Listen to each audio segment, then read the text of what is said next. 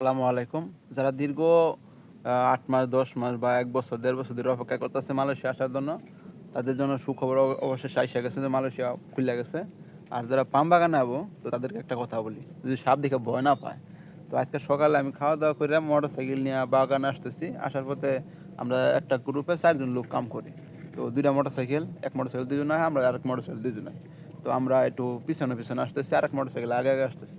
তো ওরা একটু ভালোই আগে আসতেছে। তো মালয়েশিয়া তো একটু পাহাড় বেশি, সবাই জানেই। তো এক পাহাড়ে ওরা উঠছে, উঠার পরে আমি আর ওদের দেখতে পাই নাই।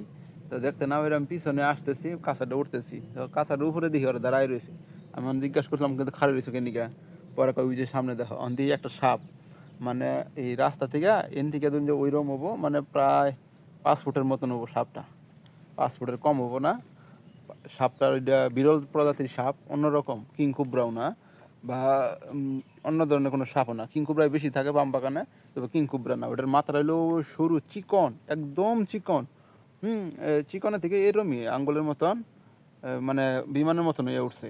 আবার মাঝখান থেকে পিছনের দিকটা হলো একদম কালো কিংকোবরা, আর মাঝখানেরটুকু রাসেল ভাইপারের মতো। হ্যাঁ, এরকম বিরল প্রজাতির সাপ আমি দেখি নাই, আজকে পহেলা দেখলাম। তবে ওই সাপটা আবার পরে একজনের ঢেল দিল, আমার যেন নগে আছে ওই আবার পুংটা বেশি। একজনের ঢেল দিল, ওই সাপের ঢেল দিলে খারাপ ফেনা তুলবো কি, ওটার মাথা এলো চিকন সরু, একদম চিকন সরু। তো পরে খালি মাথাটা খাড়া করে গেল পাম বাগানের ভিতরে, একটা গাছের গড়ে দেয় খাড়া এলো আর কি। তবে কোনো ক্ষতি টতি করে না। আর যারা পাম বাগানে আবার যেতেছো, তারা তাড়াতাড়ি বিষয় এই বালাউ এজেন্সি দিয়ে কাজ জমা দিয়ে হালাই দাও, তাড়াতাড়ি পাম বাগানে আইসা পড়ো।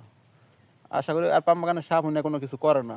যা দেখা যায়, আমি যা ভয় পাই, ওই আমিতেই কাম করা হয়, কোনো সমস্যা হয় না। আর তো বলে তোমরা, আশা করি পাম বাগানে ভালো হবো।